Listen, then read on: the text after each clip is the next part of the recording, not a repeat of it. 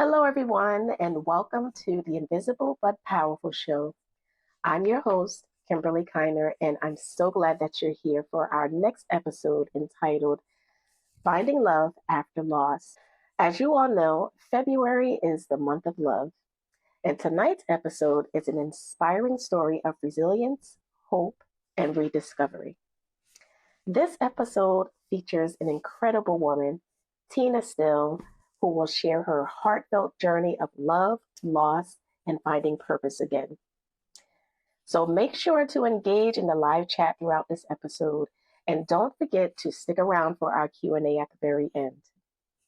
Stay tuned for an inspiring conversation right here on the Invisible but Powerful Show.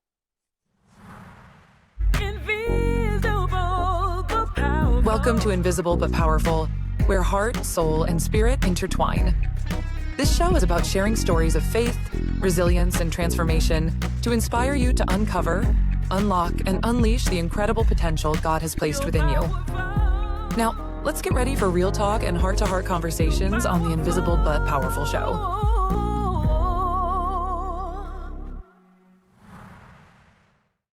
Welcome back to the Invisible but Powerful Show. I'm your host, Kimberly Kiner, and today I will be talking about finding love after loss.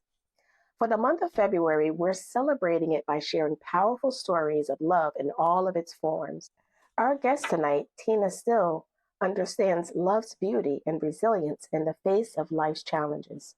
Tina grew up in East Orange, New Jersey, and is a proud graduate of St. Vincent Academy in Newark. She earned her BA from Rutgers University in New Brunswick and later pursued her MBA at Rider University in Ewing, New Jersey. She is a dedicated member of the Abundant Life Family Worship Church under the leadership of Bishop George and Mary C. Wright. Tina has a heart for mentorship and serves alongside youth pastor Angela Peters, whom she fondly calls Mama Angel. As a lead facilitator of two mentoring youth programs, Princess and Boys to Men, she helps guide high school students in developing life skills.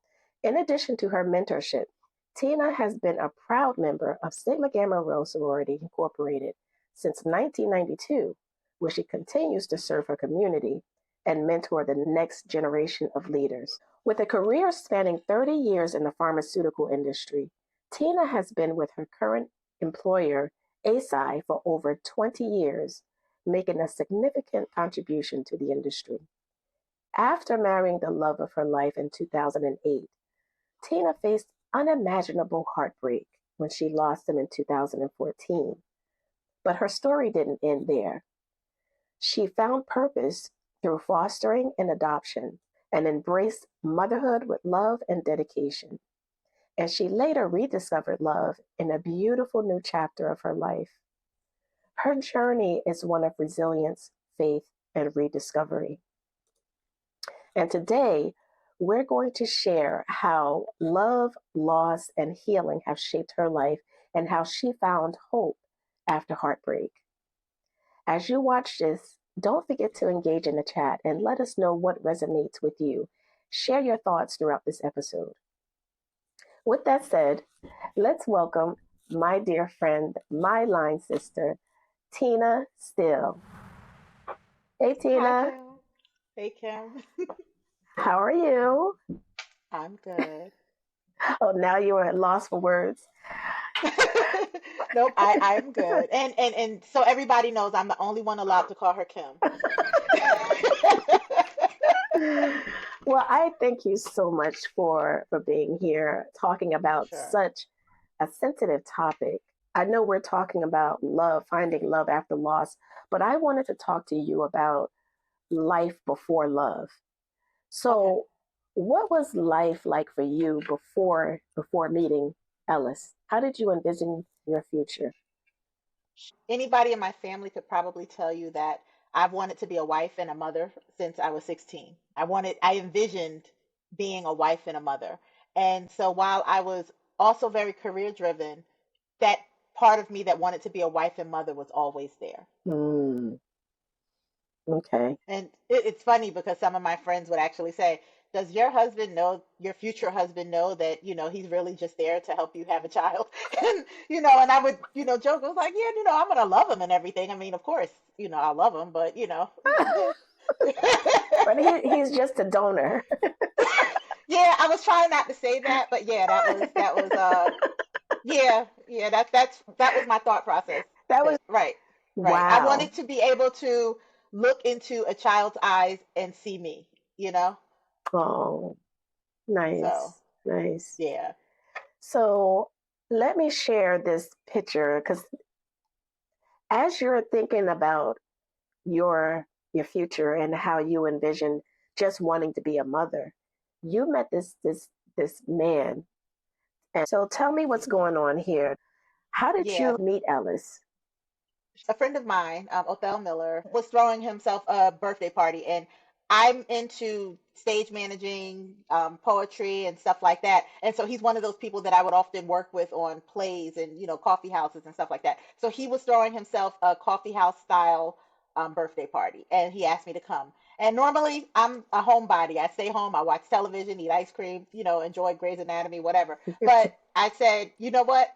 I'll go because I love Othel. He's one of really cool brother, Right. and I wanted to participate. So I go to his house for the birthday party, and I was early, like so it hadn't started yet. And so he said, "Well, just mingle." And the only person was there was Ellis. And so I Mm. turned to him and I said, "Hi, I'm Tina," and he said, "Hi, I'm Ellis." And we just sat and we talked, and we ended up talking the entire night. So much so that Othel's sister, and then we're in the kitchen texted me saying, "Hey, what's happening out there? I see you two talking a lot."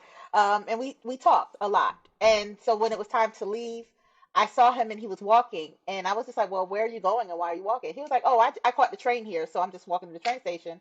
And I said, "Well, would you like a ride?" And he said, "Sure." And so I gave him a ride to the train station, and again we talked until he missed the train. And so eventually he had to get out the car. And, in that conversation, we found out that we went to the same school. We both went to Rutgers at the same time. We just never met. We both went to the same church and never met. And so it was just amazing. Like, wow, how could we go be around each other and just never met? We never asked for each other's phone number. We never exchanged numbers, but I Ooh. felt like there was a connection. So, next few weeks, at church, I tried to make sure I looked nice in hopes that I would run into him. And it took about 2 weeks for me to finally run into him. We exchanged phone numbers and, said we were going to go out on a date. So it took 2 weeks. Is it because you just never ran into one another? The church was that We big? yeah, we never ran into each other. We just never did. And what I didn't know is that while I was trying to run into him, he was talking to, like, the guys that was at the party, saying like, "Well, should I try to reach her? Should I ask for a phone number? Like, what should I do?" And so he was asking about me while I'm trying to figure out how to run into him. That's interesting. That's interesting. So Yeah. when you met Ellis, what made you really realize that he was the one? After going out for a couple of dates or whatever, I prayed. I talked to God and I said, he really seems like he's the one. But one of the things that I had asked God for, and this was my prayer even before I met Ellis, was that I wanted him to send me someone spiritually, physically, and mentally stimulating. And I wanted to Mm. know that they found me on their knees, like they were praying, they knew what they wanted, and when they met me, I was it. That's what I wanted. And so after we went out on a few dates, I said, "Okay, God, you know what I asked for." I said I needed spiritual, physical, mental stimulation, and I needed to know he found me on his knees. I needed to know that he prayed for me, and when he met me, he knew I was it. And I can't tell him that that's what I prayed for. You got to find a way to tell me that that's what I prayed for. And I put God to the challenge. I said, I need you to tell me that that's what he prayed for. And so Ellis was a missionary at our church. He was a part of the missionaries ministry, and he had a spiritual mom he called Mom Cal. And Mm. so one Saturday they had a missionary bazaar, and Mom Cal met me in the bathroom, and she said, "Oh, I've been waiting to talk to you." And I was sitting there like, "Okay, how is this going to go?" And so she said, she said, "Well, Ellis has told me so much about you. He told me that you love working with children and that you can cook. And I don't know if I should say this, but he said that you're everything that he's been praying for." And Wow. I was like, "Okay, God." I was like, "All right, challenge accepted," and he Uh-huh. stepped up Uh-huh. to the plate, Yeah. I just think it's amazing how you are challenging God. Like, Well, you're, I'm absolutely positively sure that God laughs at me on a regular basis. Because I come up with some stuff and he's like, okay. But that's, and then after she said that, I started crying and she just started praying for me and she started praying for us. And she said, if it leads to marriage, I pray that God, really blesses this marriage and that it becomes a ministry that's going to inspire other people. So, wow. So, how long were you dating before it started to get like serious when you started to talk about getting married?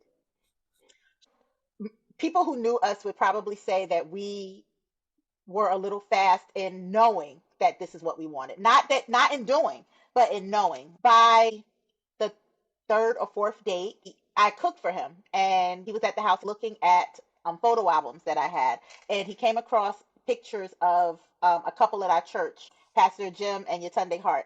And I shared with him that their first kiss was their wedding day. I thought that that was awesome. Like, that was an amazing story for them to be able to share. I thought that was beautiful. And so he looks at me and he says, well, do you want to do that? And I was like, do what?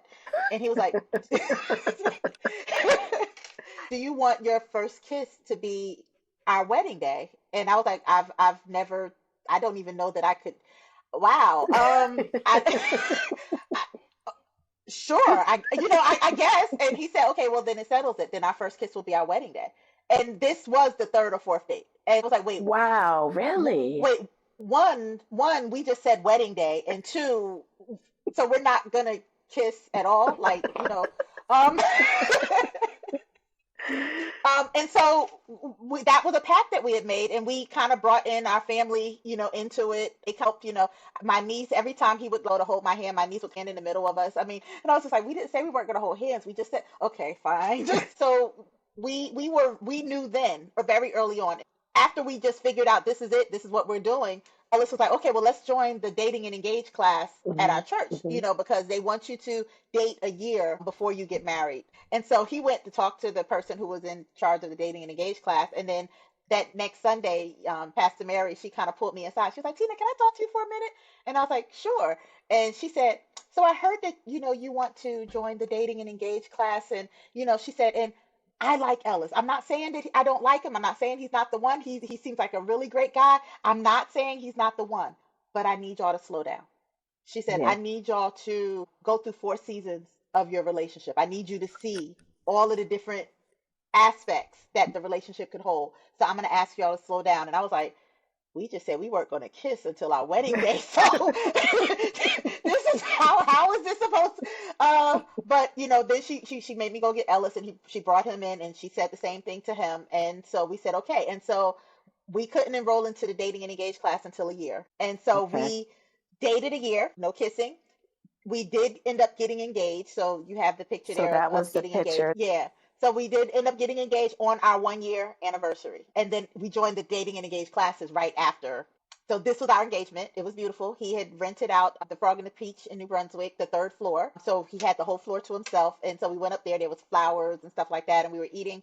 And they brought us out this cake that said happy anniversary, because I didn't know that it was going to be an engagement. I just thought we were celebrating a 1 year anniversary. I was trying to take a picture with my flip phone. Yes, flip phone. Uh, and the waiter started laughing, and he said, maybe I can see if someone downstairs has a real phone, I mean, a real camera, to take a picture. And I was just like, okay.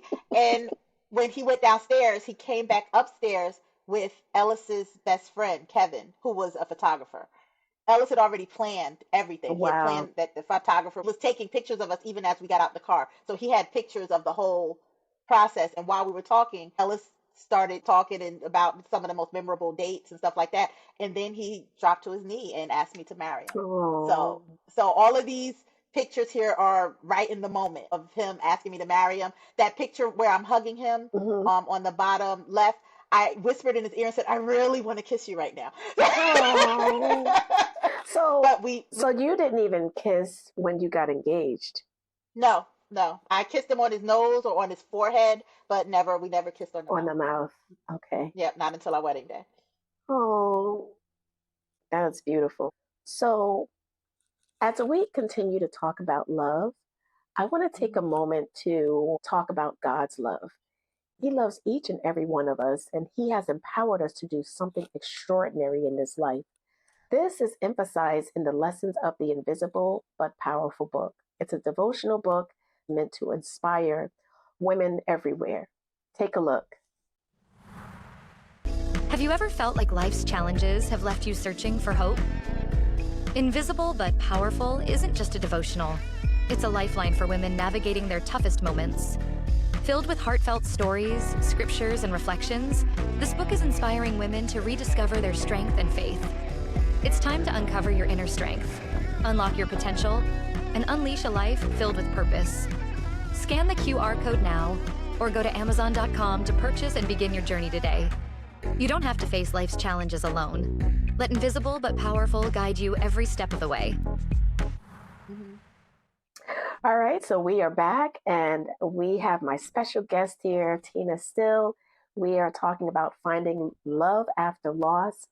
And after finding love with Ellis, you were engaged, and then you got married. So I'm going to show you this next picture of you being now married. Now, when did you get married? We got married August 1st of 2008. So that was almost a year after we got engaged. And we kind of chose that date specifically, August being the number of new beginnings and one being God.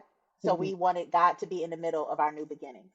Oh, nice. And so it was like eight. We used to say it was 818, even though it was 2008. We just cut out all of that other stuff. And so it was the new beginnings on both sides and God in the middle of it. So. Oh, wow. Beautiful. And that picture is actually our first kiss. So. So you waited 2 years. Jesus. How were you able to do that? Even after you were engaged? It was tough. Plus, again, we had a lot of people that we asked to help us be accountable. Mama Angel being one of them. Yeah. I'll be in church and she'll kind of push me up against the wall and she said, "Y'all behaving? Have you been doing anything?" And I'm like, "No, we haven't. We've been good. I promise." Oh, wow. Yeah. So, it was tough, but we wanted that testimony. He wanted our marriage to be a ministry in every way. He wanted to be able to show people that you can have fun and you can be married and love God. And, you can even get into disagreements and stuff like that, but it shouldn't tear your marriage apart. You can go through sickness and in health, and you should still find a way to make it through it, which we didn't know we were going to be challenged with that, but that was something that was very important to him. That was very important to us, to just make our marriage a ministry. So tell us about these pictures. What's going on now? We see the marriage picture, and that is your first kiss. Yes, that is our first kiss. So what's the picture above where you're on a horse? That was my 40th birthday. I always wanted to go horseback riding, and so he had arranged for us to go horseback riding. His whole purpose was really to try to help me make my dreams come true. The things that I wanted to do, he wanted to try to make happen. The picture on the bottom right, Peanut, that's our doggy. We got him in 2009. He was our chance to practice having a life to take care of. And if we could manage to not, kill him, then maybe we could be good parents. So, so we got him in 2009, and he literally became our baby. He was very daddy spoiled. Like, I would tell Peanut, no, stop. And he would ignore me, but, Ellis would say, hey, and he'd stop. He just, and I was like, oh. Wow. Yeah. Wow. And then the left side is just us being silly. I always said Ellis's name spelled backwards is silly. He was always doing something silly, saying something hilariously funny that I used to call Ellisisms, because he would say stuff and we would be like, what are you talking? That's the craziest. But that was just him. He would always come up with something silly to say or do. And so we spent a lot of time just being silly. One of the things that I always said is that, we never really argued. We had disagreements, and then right after the disagreement, he would say, "Love keeps no record of wrongs. You got to forgive me." And then he'd smile. And, and so it was almost impossible to stay mad at him. Even with the disagreement, it was just like, okay, love keeps no record of wrongs. And he would just throw that back in my face, and then I had to forgive him. So. Right. That's very sweet. So what would you say now that you are married? What were some of the significant events that happened after marriage? Well, one, he wanted to be an entrepreneur. So he created a bookstore. And so we ended up starting an online bookstore. he wanted the bookstore not to just be somebody going to a website and buying stuff. He wanted it to be an experience. He wanted to really build relationships with authors, publishers. And so anytime he heard that there was a new book coming out, he would reach out to that author, try to get to know them, try to, be the premier seller of that book. Or, he would rent spaces for us to host book signings, so that, we can get the author to come Mm-hmm. to our area, and then we would host a book signing for that author. He partnered with several authors on. There was a retreat called the Faith and Fiction retreat that was hosted by author Tiffany Warren and her husband Brent Warren. Mm-hmm. And so he connected with them and made a pitch for us to be the premier bookseller. So we would have to buy all of these books, truck them to wherever the retreat was, and we would go to these book fairs, sell books for the authors that are going to be there and people that would come. So that was a big event for us. Traveling, trying to go places, do things. And then, ultimately the goal was to try to have children. Right. And so after we've had Peanut for about a year, 2010, New Year's Eve, he said, okay, let's stop birth control. Let's start trying to have a family. And so in 2010, we started trying to have a family. Oh, okay. So I have this next picture here. So tell me about that because I do see you were trying to have a family and it looks like is that a sonogram at the bottom? Yeah. Yeah. So unfortunately, we weren't able to have children. I would get pregnant. It was very easy for me to get pregnant. But by the sixth or seventh week, I would usually have a miscarriage. We tried everything from natural to IVF, working with our fertility specialists. And they would tell us that if you can get to the heartbeat, that's usually half the battle. Once you get to the heartbeat, you can usually get to a full term pregnancy. So my goal was just let's get to the heartbeat. Let's get to the heartbeat. Yep. And we ended up having 7 miscarriages in total. Mm. The last pregnancy, we did make it to the heartbeat. So we were excited. We got to the heartbeat. My hormones were raging out of whack. It was really hard for me to enjoy the pregnancy because I was always scared that we were going to lose the pregnancy. And Mm. so there was this one day, and it was after we had a heartbeat and everything. My hormone levels were really high, and I'm driving home from work, and I just started freaking out and panicking, like, what if I lose this one? What if? What if? And so when I ran in the house, the first thing I said was like, I was crying. And I said, just pray. And he was like, what's wrong? Is something wrong? And I couldn't talk. I was just like, just pray. And so he helped me and he started praying. And then he called Mama Angel because he didn't know what happened. Like he was like, I don't know what happened. And so she explained to him that Tina's got a lot of hormones going in her body right now. And so you might get some of these days. And so my loving husband's response was, you mean I got to go through 9 months of this?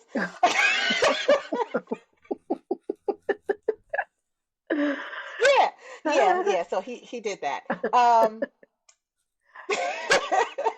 don't know what to say there, but so in that pregnancy, we actually named the baby NyQuil, and not Mm. that we were calling the baby NyQuil, but I was always sleeping. It was really hard to drive home from work, and I had a really long commute. I had about a 2-hour commute. It was really hard to Wow. drive home from work because I was always trying to go to sleep. So there were times where I would pull over because it was just draining, Mm. the pregnancy. And so unfortunately we got to 9 weeks. We had a heartbeat, and then the next week when we went back to check on the baby, there was no more heartbeat, Oh. and the baby was gone. Oh. The picture above, I believe, Mm-hmm. is a support group that I had created on Facebook. It was an online support group for people who believed that they were going to have a child. And there was a lot of people that joined that I'm still very close to this day, that they have a space in my heart because we shared our stories. We Mm-hmm. talked about, this is what our doctor said, what is your doctor saying, so that we could try to see if we could figure out, what do we need to do? Do I need to change something? I lost weight. I did everything that I could. I changed what I was eating. I was working with a maternal fetal medicine doctor who would make me write down every single thing that I was eating, email it to her, and then she would tell me, change this, tweak that, do this, just to try to do what we needed to do to have a baby. And before the 7th pregnancy, on the 6th pregnancy, we were thinking we might give up. Maybe this isn't in the cards. We hadn't said it yet, but that's where we were. Mm-hmm. And I was like, again, let me see, what is God saying in this? Because I always try to hear what God is saying in this. And we were at church, and my bishop called up this woman. She was also a part of the I Believe group, to pray. And, she had gone through several miscarriages. And before they prayed, he came over to me and he said, daughter, how many miscarriages have you had? And I told him 6. And he looked me in the face and he said, enough. And Mm. so, and then they started praying. And so I took that as, okay, God, that meant, we're going to try again. We're going to give this another shot because I believe that we were meant to have a child. But we did lose that one too. And that was in 2013. And so at that point, we just said, okay, we need to take a break. This is too much. I'm struggling mentally. I'm struggling physically. Mama Angel would talk to us a lot. She would say, Tina, what's going on? And I said, I want to give him a child. I want to do this. And Ellis would just say to her, I just want Tina. I Mm. need her. I need her to be happy. Right. Um, and he would call. I have a therapist, and he would call her, and he would say, Tina needs you. And so we would go to therapy and we would try to work through it, work through everything that we're dealing with from us struggling to have children. So we said we were going to wait. We were done. We need to pause and just live life. And so we worked on the bookstore. We worked on traveling. We worked on doing everything that we needed to do. And 2014 hits. We created this vision board, and in the vision board, it showed like us, eventually having children, us doing well in our bookstore, us buying a new house, us traveling. And it was just this wonderful vision board. And that was the start of our 2014. And Ellis did a lot of traveling, with the bookstore. He went to Chicago, he went to a bunch of different places, flying, doing stuff. In May, he went to Black Enterprise thing, came back in June. We went to DC, like my birthday weekend. We went to DC. And then that very next weekend was his birthday weekend, and it was a Friday, and he wanted to play golf with our church. And so he went to play golf that Friday. That Friday evening, he drove with my sister down to North Carolina to move some of her things down. Came back on Saturday, and he was tired. So Sunday, he was very tired. Monday, he went to work. Tuesday, he went to work. And then after work, he was going to my sister's to help her move a couple of other things, just some small things, not like shoes and stuff like that, nothing heavy or anything like that. And he asked me if I was coming. And I told him no, I couldn't come because one of our authors, Victoria Christopher Murray, had a book release that Tuesday. And our bookstore was going to be the bookstore that all the people were going to come and buy. And so we started getting orders coming into the bookstore. Mm. And so I told him, I said, I can't meet you there because we got all these orders coming in and I need to get them out. So I'm going to go home and I'm going to work on processing the orders and getting them out the door. Mm. As soon as I left work, and our last, our text to each other was at like 5 o'clock. And he said, okay. I drove home, 2 hour commute, pull into my backyard at 7 o'clock. My niece calls me and says, Uncle Ellis passed out. And I said, okay, put him on the phone. And she was like, no, you need to come. And I was like, oh, this is serious. Mm. Okay, so I pulled out of the driveway because I had just backed into the driveway. So I pulled out of the driveway and I was flying. And so I called Mama Angel while I was on the way. I was on the turnpike and I told her that Ellis passed out and I was on my way up to Newark and I'm on the turnpike. And she said, how fast are you going? I said, probably about 90. She said, I'm going to need you to pull over. Oh, Um, oh my I'm gonna need you to goodness. pull over and I'm gonna come get you. So go stop at the next rest stop. I will meet you there and I will come get you. And so Mama Angel and Dad Ron came, met me at the rest stop. I'm praying in the car and I'm praying in my car before they got there. And I'm just like, I'm even using like scripture like Lazarus, get up. I was like, Ellis, get up, like rise, I'm all of that. And so we get up there, we get to the hospital, University Hospital in Newark, Hmm. Beth Israel. We get up there and I didn't even wait for her to stop the car. I jumped out the car, ran into there and I was like, I need to talk to my husband. Like, I need to see my husband. They was like, ma'am, who are you? And I was like, My oh, sorry. goodness. I'm Tina Still.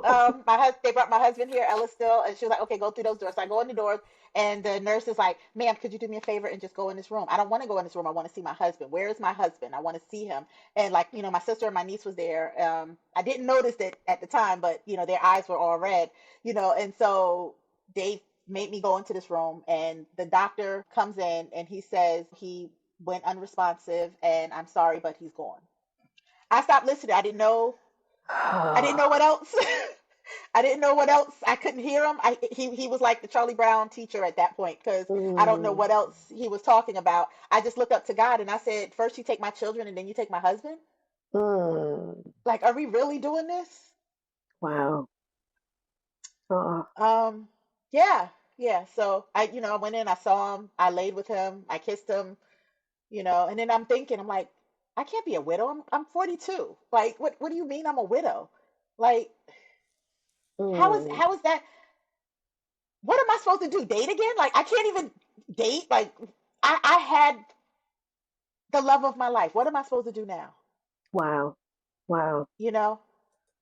And So that yeah.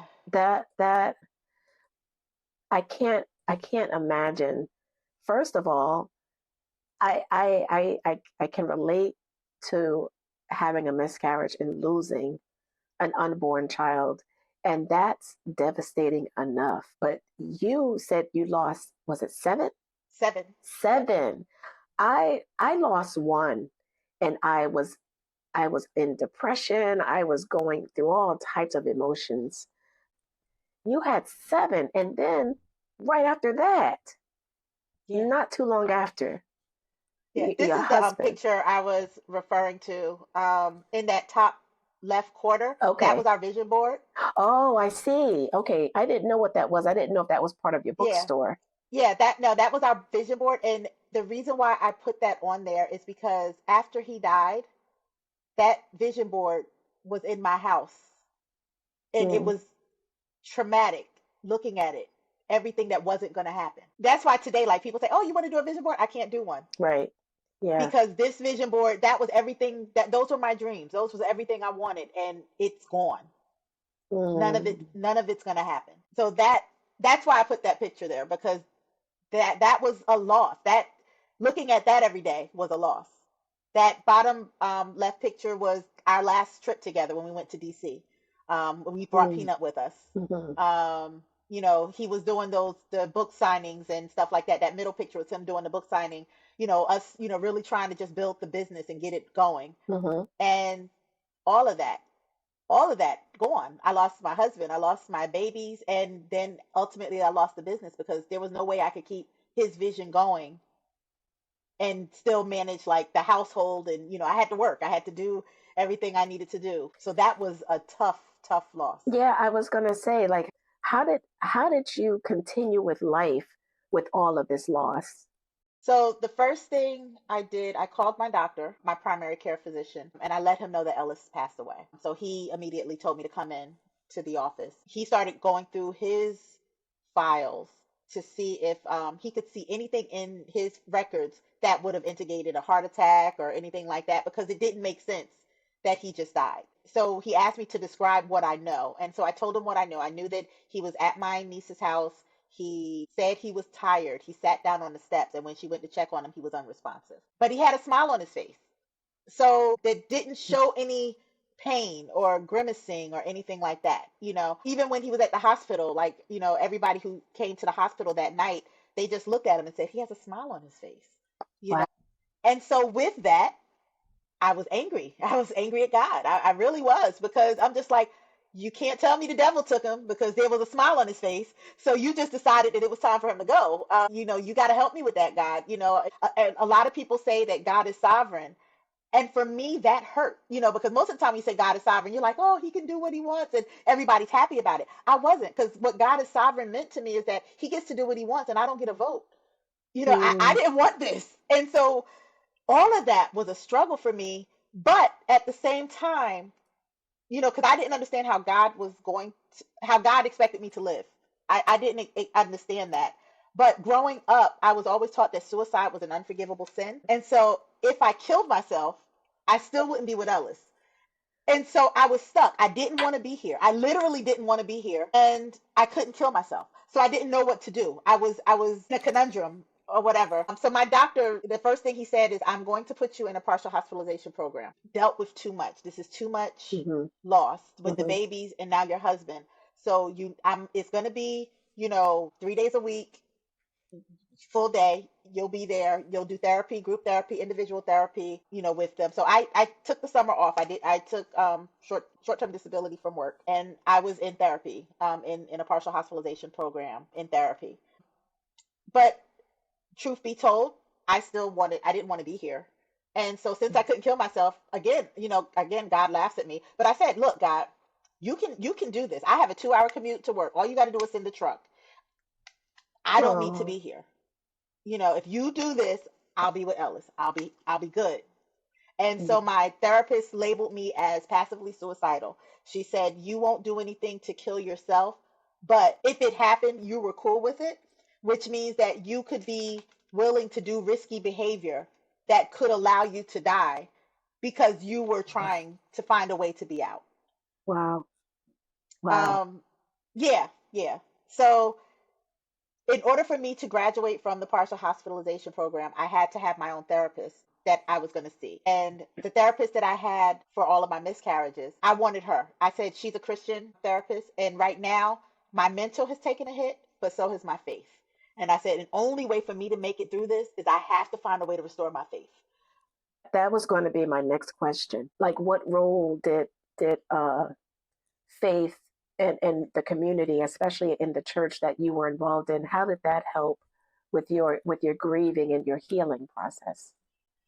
So one of the things that I liked about my therapist is that I could talk about how I felt about faith and about God. And I told her, I said, I feel like, you know how when a toddler gets in trouble or whatever, and say the mom pops their hand, but then they lift their hands right up and ask you to pick them up, because they want to be picked up. I said, I kind of feel like that. I feel like for some reason God is popping my hand, but I'm still supposed to lift my hands in praise and worship him.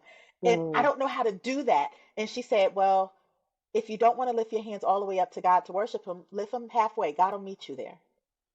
mm, wow. Okay. Not supposed to cry. Okay.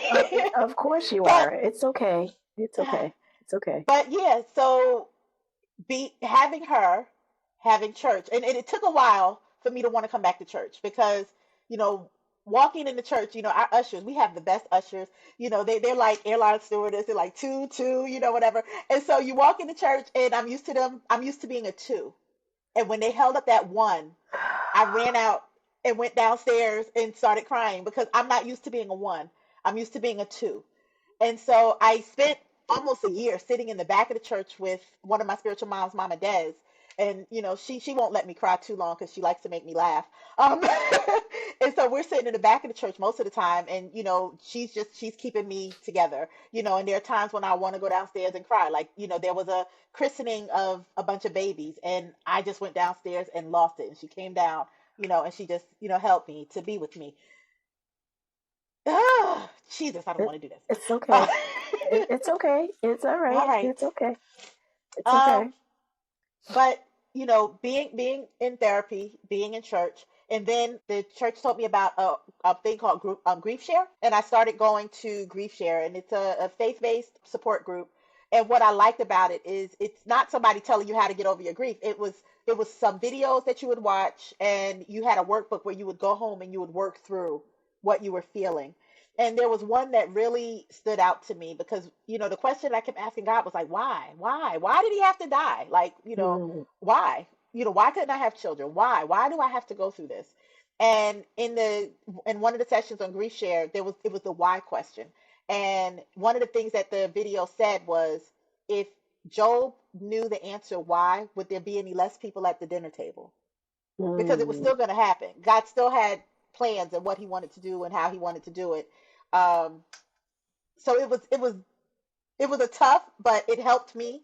And you can go through one full session of Grief Share, and it was over several weeks, or you could come back again. I think I went through 3 different cycles of Grief Share, and for a good maybe year or more, I'm going to these sessions and I'm doing them over and over again, and I'm doing the work and doing the homework and sharing my stories and everything, and then ultimately trying to help other people who were, now grieving. They're looking at me because I've now gone through this, or I've been through this process. And, I never wanted to be, anybody's, spokesperson on, what it's like to be a widow. But, there were people who've come up to me and said, thank you for still living. Because you're living, it helps me to keep going. Right. And God knew that.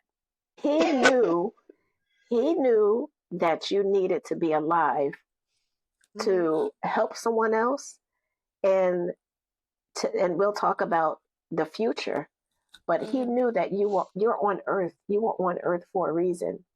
Yeah. And Ellis was on earth for a reason. But he, first of all, he allowed Ellis allowed you to see that God was definitely answering your prayer. Hmm. He let you know that. But one thing that I realized is having a community, or having, like, you had the grief group, the grief sharing group, it helps. It helps, and it helps to speed up the healing process. It doesn't mean it doesn't hurt, but it just helps it to hurt a little less. Mhm. And one thing that I find is that we have this IBP chat community, and that's where we often meet to discuss some deep topics such as love. We talk about faith, we talk about healing, but we also dive into some deep conversations like this one that we're having now. And we have this inspiration and encouragement specifically for a collective group of women. So let's take a look at this promo about the IBP monthly chat.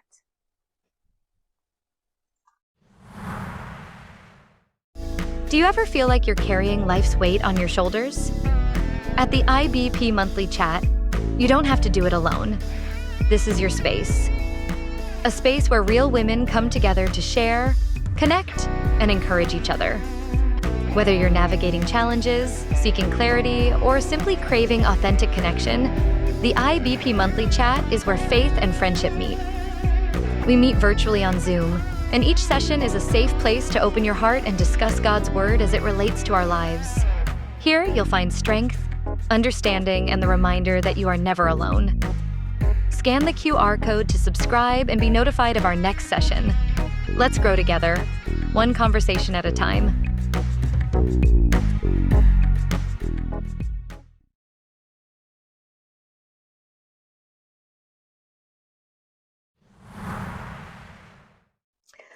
All right, we are back and we are talking with my special guest, Tina Still.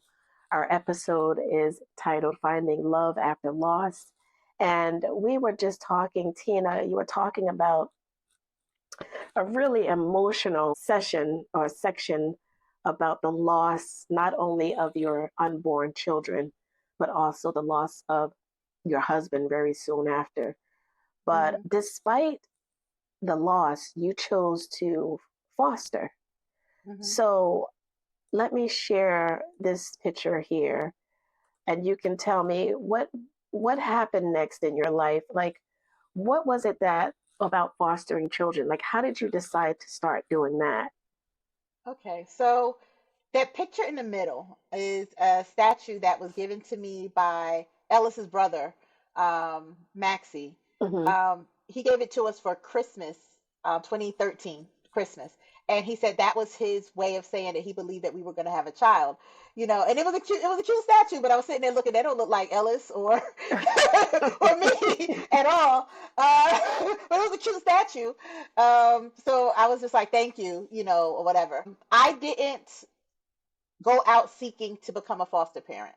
Mm. Um, I got a phone call, and so Ellis died in 2014, and so I'm kind of just navigating life. I'm not really living. I'm going through the motions. I'm going to work. I'm going to church. I'm doing what I'm supposed to do, but I'm not really feeling, if Mm. so to speak. Mm-hmm. I moved from my home. I didn't want to stay where I was. I couldn't live in that house anymore with Ellis not being there. It was just too hard. I did wait. I got, the advice of someone very wise. Again, Victoria Christopher Murray. She had called me the day after she found out he died, and she just gave me some advice and said, don't make any major decisions in the first year, because every decision I made after she lost her husband, she said was stupid. So hold on. Don't buy anything major. Don't sell anything major. Just give it a year. And I said, but I can't live here. I don't want to live there. She said, I hear you. Work on your credit, do some things, do whatever you need to do, but wait a year. And so I waited a year. 2016, I decided to buy a house in Robbinsville, New Jersey. And it was because Ellis and I would always drive through Robbinsville. We thought it was such a, great little neighborhood. We thought it would be a great place to raise kids. And one of the things that Ellis used to always say to me is, don't walk Peanut at night, where we were living, because we were living in Trenton. And he said, don't walk Peanut alone at night. And I said, yeah, well, now that, he's gone, I have a 2-hour commute. So when I leave for work, it's dark. And when I come home, it's dark. So where am I supposed to walk the dog? Like, how am I supposed to do that? Right. And so I was like, I have to move. I have to find somewhere where I can feel like I want to walk the dog, And so I said, well, Ellis wanted us in Robbinsville. So, for our kids, even though I don't have any, so I'm going to move to Robbinsville. So I bought a house in Robbinsville, and that was in 2016. 2017, August 17th of 2017, Mama Angel calls and she says, she's crying and she says, "Are Mm. you ready?" And I'm like, "Ready for what?" And it's like 10 o'clock at night. And I'm like, "Ready for what?" And she said, "There's these two boys and they need some place to stay. And you're the only face that came up, in my mind. And don't say yes because I'm Mama Angel and you love me and I'm sitting here on this phone crying, but pray about it and then let me know, what you are going to do." And I'm like, "Wait, what? What are we talking about? Like kids, boy, what are we?" And she was like, "It's a 2-year-old and a 15-year-old. And, the 2-year-old's very energetic." And I was like, "A teenager and a toddler. Oh, okay. All right." And so that night I go to sleep and I'm dreaming that I was talking to Ellis. And I said, "Well, what should we do?" And Ellis said, "Well, let's look up every scripture there is on love." And while he's saying that, he's putting up basketball hoops in the guest room. And I'm like, "So you done made up your mind. This is what we're doing? Like we're okay." Um, and so the next morning I called and I said yes. And that evening, the Department of Child Protection and Permanency, they brought a teenager and a toddler into my house. And I was like, I'm going to be a foster mom. I'm okay. Wow. You know? And Wow. that's how it was. And she was right. The 2-year-old, which I nicknamed Mr. Sweetface, he was very energetic. He was getting into absolutely everything from the moment he walked into the house. And his brother was very protective. Christian was very protective, trying to keep him out of trouble, trying to make sure he was safe. He was more like a father than a brother to him. Mm. Because he really took on the responsibility of his little brother. Um, so I became a foster parent, and it was terrifying. I was terrified. First because it was a teenager and a toddler. Um, Hmm. but second, I got on the phone with Mama Angel and I said, I don't know if I could do this. What if I love them and they leave? And, I can't handle another loss. I can't do that. And Ah. so she said, "If you knew Ellis was going to die, would you not have married him?" And I said, "Of course I was going to Wow. marry. Of course I was going to marry him. I loved him, Right. of course." Right. And she said, "These boys need to know that same kind of love. You need to love them until you're empty." And Wow. so I opened my heart to them. And it was baptism by fire. The 2-year-old, he, I didn't know anything about asthma or anything like that. He had asthma. Hmm.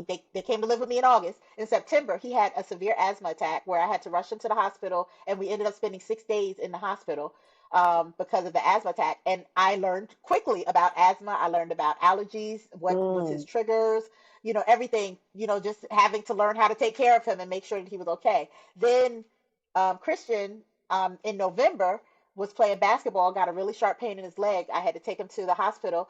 He ended up having to have emergency surgery because his thigh bone was slipping away from his hip bone. Ooh. Yeah. Wow. Yeah. So baptism by fire. I became a mom by fire because it was it was like, oh my God. All of this stuff was happening.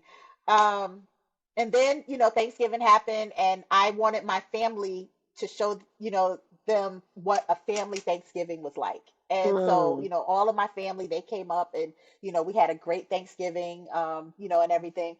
And so ultimately, it got to a place where, like Mama Angel checked on Chris and she would ask him, like, "What do is Tina okay? Is she good?" And he was like, "She's great. Like, I don't, and so Chris got to a place in his heart where he wanted to be adopted. Mm. And at his age, he was 15. He had turned 16 in February Hmm. of that next year. And at his age, he was allowed to make that decision that he wanted to be adopted. And so we went through the process of, getting him adopted. And unfortunately, Mr. Sweetface was too young to make that decision. So they found his biological father, reunified him with his biological father, and that's where Mr. Sweetface ended up going to live. And it was Right. it was rough. It was very rough because Chris wanted his brother with us. He wanted to protect him. He wanted to make sure that he was going to be safe and he was going to be okay. And he felt like if he left here, he would never know that his brother was going to be safe. And so it was a really rough time Mm. because while he was happy that he was getting adopted, he felt like a failure because he let his brother go. So And what is this picture here? Because you have healing in this yeah, picture. So in this picture, this was when, DCPMP told us that his brother was going to be leaving us. And the picture on the top right was like our last week with him. And, Chris had him in his arms. And of course, Peanut, had to jump in the middle of it. Um, and so he went to live with him. The picture on the bottom, I got honored there's a ministry at our church that does extraordinary moms, and Mm. they heard my story, they knew my story, and so they honored us at that gala. And so that picture was me and Mama Angel kissing Chris at the extraordinary moms gala. And then the picture on the top left was after Mr. Sweetface left, Oh. trying to hold Christian together. Mm-mm. Yeah. Wow. So So and so then so why did you call this one healing? Why? because because they needed healing. It was no longer about me. It was no longer about my mourning.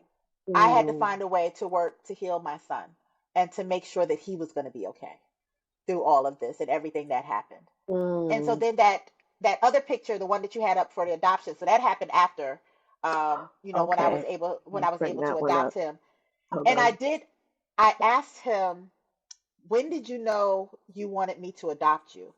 And he said, that first Thanksgiving where you showed me family, that's when I knew I wanted you to adopt me. And that was awesome, because that's what I want. I wanted him to see, this is family. This is the love that we had. And the other thing that I asked him, which I thought was incredible, it kind of goes into God kind of orchestrating everything, even though we don't know it and see it, but he Hmm. does it.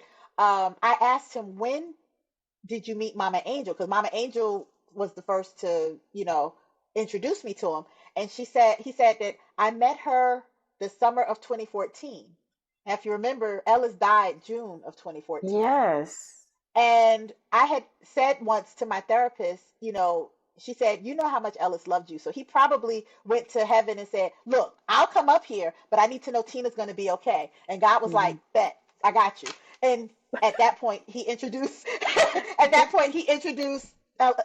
Christian to Mama Angel. Oh, And wow. so while, it was too early for her to introduce him into my life, God put her over him to protect him and make sure that he was okay. Because, he was living in a situation that was very difficult. And Mhm. so she was around and protecting him. And until that moment where she said, enough, it's time. And then she introduced me to him. Wow. Yeah, yeah, Everything in God's timing. yeah. All I can say is Hmm. but Hmm. God, because He restored you. He not only he knew exactly what was going on. He knows Hmm. everything, but Hmm. he also worked on your healing process. He worked on your healing through helping someone else. Yeah, yeah. Through kids, and you still became a mom. Hmm. You're still a mom, Listen, I used to say to Mama Angel, like, all I wanted to be was a wife and a mother. And she said, you were a wife and now you're a mother. right? It just didn't happen the way you thought it was going to happen, Right, but it exactly. still happened. And it's funny because I used to get annoyed after Ellis died when people would say, all things work together for the good of them, because I was just like, well, I thought I was in a pretty good place with Ellis. We were good, Yeah. so how is this going to be working in my good? And so then one Sunday, Bishop was preaching, and he said God is kind of like the coach up watching the football game up in the booth. He saw what happened, he sees what's happening, and he knows what's about to happen. And Hmm. so he's orchestrating things. You may not know it, you may not feel it, you may not even like it, but he's orchestrating things still for your For good. your And good. so it hurt when it happened, because some people was like, oh, he's in a better place. Well, we were in a pretty good place. I don't want to hear that right now. Yeah, I remember telling you that, and you told me that, and I'm like, oh, okay. Yeah, yeah. Because it's not like he wasn't sick. It wasn't anything like that. So I was like, so it's not like I had this long illness and he's now at peace or whatever. He just said he was tired, closed his eyes, and left. And I was just like, how you just gonna leave like that? Like, When I think about His grace, His mercy, His love, and His sense of humor, I call it a sense of humor because oh, there are some things that I'm like, and I may not think it's funny, but when I look back on it, I'm like, oh, that was pretty funny. I never thought you would have did that, but that was very, very Mm-hmm. ingenious, God. Oh yeah, like I said, I know he laughs at me all the time, because he has a sense of humor. Because the things that I say to him, he's like, and then he sends me, this kid, this teenager with the best sense of humor. Like I remember once it was Ellison my anniversary, Hmm. and it was which was August, and it was coming up. And so Chris was like, "Well, what do you want to do tomorrow, for the anniversary?" And I said, "I kind of want to just go somewhere and cry." And he was like, "Or we could go to the beach." So, okay, let's go to the beach. Yeah, So I mean, Chris was absolutely what I needed when I needed it. Like, right. they say, I saved him, but he saved me. Well, Hmm. it's now time for you to go to a next chapter in your life. Tell Yes. us, tell us about it because you call it leap, and Hmm. I wanted to share this picture when you talk about the next chapter of your life, Sure. um, where you talk about ready, set, leap. Sure. Tell me what's going So on in that picture, in So those 20 pictures. 2022, 8 years after Ellis had died, I decided, you know what? It's time to live again. It's time. I was about to turn 50. Hmm. So I decided, I'm going to throw myself the best party. I'm going to do a photo shoot. I am going to celebrate being alive because for so many years I didn't want to be. Mm. And so I decided that that was what I was going to do. I did a lot of things. So one of the things that I did was there was a contest to win tickets to see Hmm. Hamilton, and I won. And I was excited. I Hmm. won tickets to see Hamilton. And so, I called my cousin. I planned that both of us were going to go and we're going to see Hamilton and we're going to enjoy it. And so the show was on May 21st. A week before that show, I have a good friend. She's like a big sister to me, Myrna. She called me and she said, I had a dream about you. I'm not going to tell you what the dream was about, but what I hear God saying is it's time for you to stop saying no. It's time for you to stop running. And so Mm. I'm listening to her and I'm just like, oh, okay, whatever, but I'm listening to her. I heard her. But then I went to go see the show Hamilton, and on the way back, I was at the train station. I wasn't feeling well. The train had just gotten canceled, and my phone was about to die. And I was like, ugh, And so I'm leaning up against this post near track 4, just leaning there, really just like, oh my God, how if my phone dies, that's where my ticket is. How am I going to tell the conductor or whatever? And then this guy comes over to me, with his mask on because COVID, and he says, "You all right, sis?" And I was just like, "The train just got canceled. I'm tired. I don't feel well, and my phone's about to die." And he was like, "Well, you could charge your phone in my office if you want." And I looked at him like, who is this? Like, who are you? And so he told me where his office was, and so I went over. He worked for New Jersey Transit. I went over to the booth and told him. I said, this guy named Bob said I can come charge my phone here, and they was like, oh yeah, sure. And so they took my phone and they he's charging it. And while I was up there, he comes and he we start having a conversation, and he says, can I ask you something? And I was like, sure.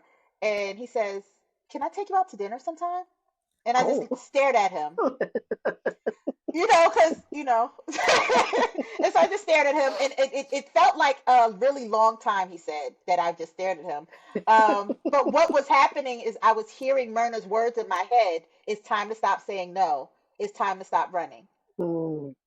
And so I finally looked at him and I said, yeah, sure. Yes. And so, we exchanged numbers. And, when I got on the train, I'm sitting there thinking, I don't even know what he looks like. He had a mask on. I had a mask on. Like his grill could be really messed up. And, I have no idea. And so the first thing he did was send me a picture of himself.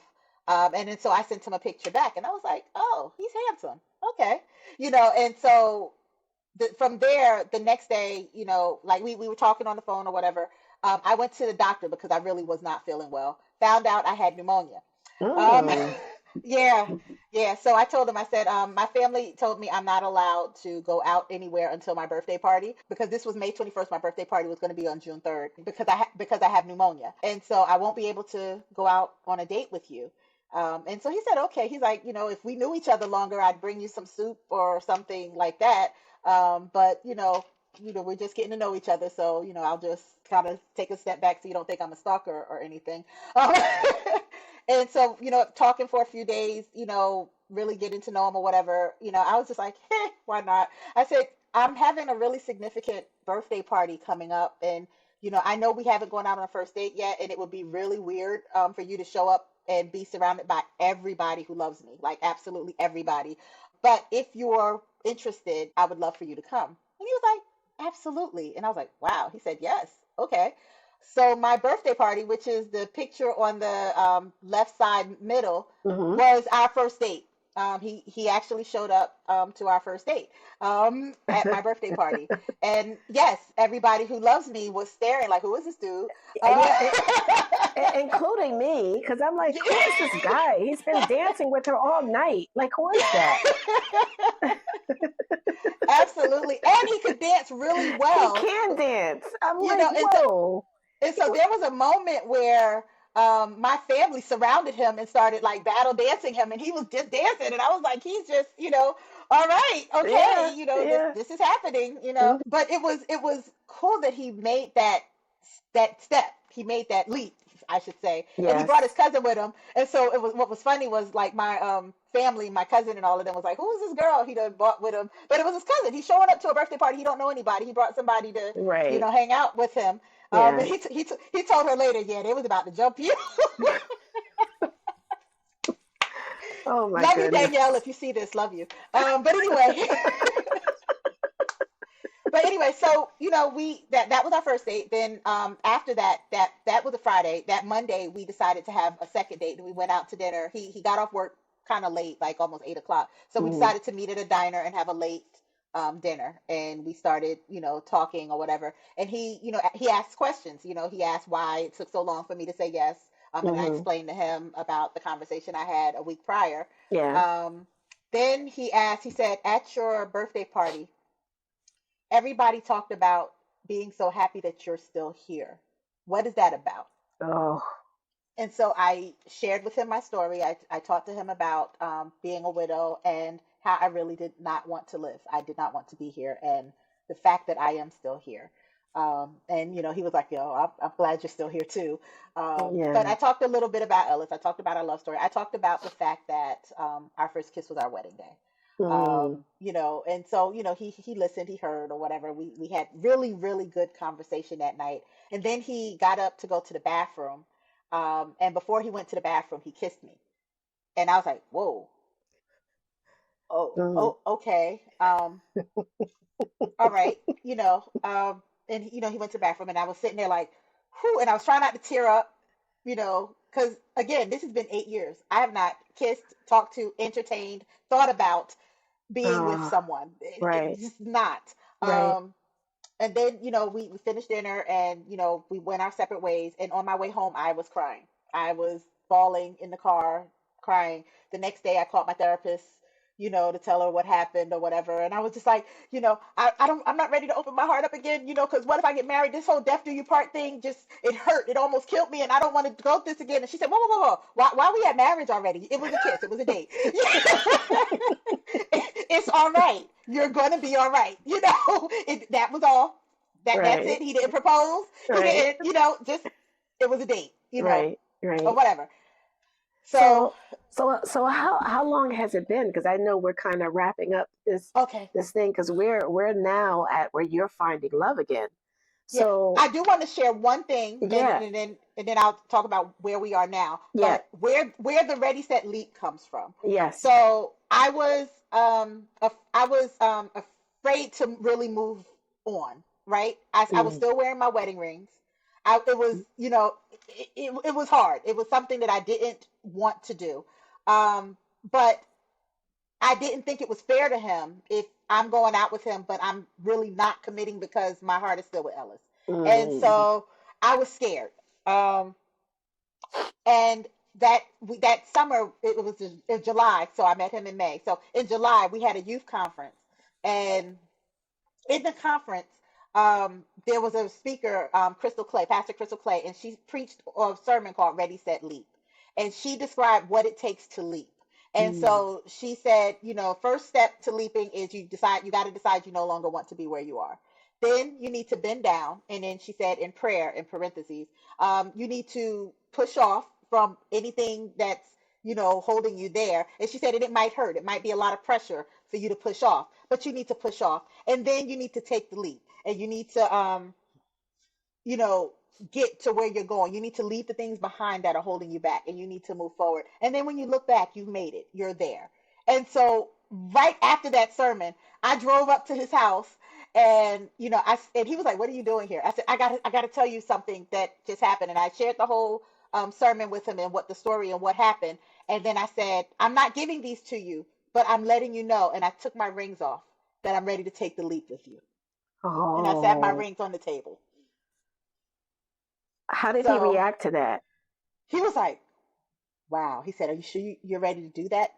That's kind of heavy." And I said, "Yeah, Yeah. I'm ready. I'm ready to take the leap." So we've been together now 2.5 years. It'll be 3 years in May. Um, Wow. Wow. It's been, yeah, you're right. It has yeah, been because it was your 50th it was birthday. my Oh, 50th birthday. wow.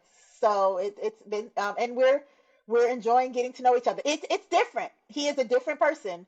It's like, you know, Ellis was this big, sweet teddy bear type, you know, person or whatever. And it's funny because sometimes my bishop, he'll say, sometimes I need a Christian that's on the south side of the heaven, whatever, the south side of the kingdom.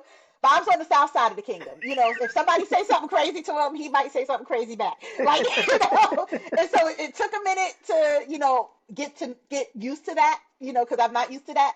Hmm. But at the same time, there is this loving, sweet side where he just, everything for him has to have a purpose. If he thinks, like, let's say I have a headache, but it's supposed to be date night. You have a headache, you need to stay home. I don't want anything to happen to you. Or if it's icy out, you need to stay home. We don't have to go out. It's fine. Stay home. He's like, I want to make sure you're safe. Everything he does is very practical. There's a practical reason for everything. And I've gotten to know that, and I've gotten to love that about him. Like, Mm, he's just very, very practical, very, very safe, you know? mm, And mm. so, like, I told him, I said, when I'm with you, I feel safe.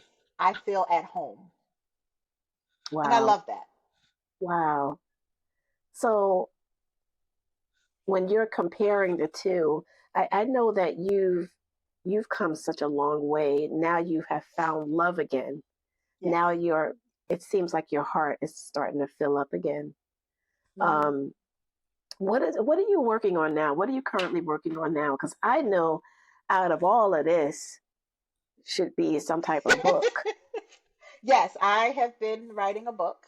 The one thing that Victoria, the the author that I speak to a lot, said to me when I was grieving is write. She said to write. Mm, She's like, you don't know what it's going to be. It could be nothing but, something for your own healing, but write it. And so I started writing. The title of the book is called Wife Interrupted, Love Lost, and Life After. Um, and I just over my goal was to finish by New Year, to make sure that when I hit New Year's, I was no longer writing the book. And so at the end of 2024, I typed the words "the end," and so now I am in the process of get proofreading. I want to get it edited, mhm. and hopefully get it published. Nice. I know that we have this Q&A after. So if Hmm. people had questions, anything that we didn't get to cover in this session, they have questions for you after. But if people just wanted to reach out to you just to maybe give you some words of encouragement or just ask any other questions, how can they reach you? They can reach me on any of my social media platforms. Most of them are TL Still, Hmm. T, capital L, space Still, Hmm. or my email, Mrs. MRS dot Tina Still at gmail.com. Okay. All right. And I will note that in the chat and I will have that posted throughout the episode so that they can also write that down if need be. Hmm. So my final question, Sure. And I thank you so much, first of all, for kind of being transparent here, because I know it's not an easy topic to talk about. Right. Um, but I thank God that God was able to allow you to see that you were his daughter and Hmm. that he had so much in store for you. But Yeah. my Yeah. final question is, because you also helped me with helping to market my book, Invisible but Powerful. Mhm. And my question is, what does invisible but powerful mean to you? It means that everybody has a story that can help someone else. Mm, That's it's what it true. means. Yeah. Very true. Very true. And how do you see that as something that's invisible but powerful? For me, well, one, I know that my story's still being written. My son, Bob, it's still being written. But I saw like everything that I've been through has been able to allow me to help someone else. When I had my miscarriages, I was able to create, I believe, the support group for women so that they can be encouraged and work and believe that they were going to have their children. When I lost my husband, I had people come to me and need encouragement, need help. How did I navigate this? How did I get through this? When I became a foster mom, there were people that had questions like, how did you become a foster mom? How did you navigate this? What about that? And now that I'm finding love again, that's still questions Right. that, and so if I can find a way to help encourage somebody else, because a lot of people, especially my social media followers and friends, they've seen where I was and they see where I am now. And I've had people reach out to me and say, your life encourages me because Hmm. if you can make it, I can make it. Right. Right. And that's such a beautiful testimony. Such a beautiful testimony. Well, I thank you so much, Tina. I thank you for your heart, sharing your heart and your soul with us today. And to all of you who are watching, thank you for joining us for this amazing episode. Remember, no matter what life brings your way, healing and love is always possible. So if you enjoyed tonight's episode, don't forget to like, share, subscribe to our Invisible but Powerful Ministries. And then you can also continue to be notified of our future episodes. But until then, continue to be blessed and a blessing. Thank you for spending this time with us on the Invisible but Powerful Show. We'd love to connect with you beyond the show.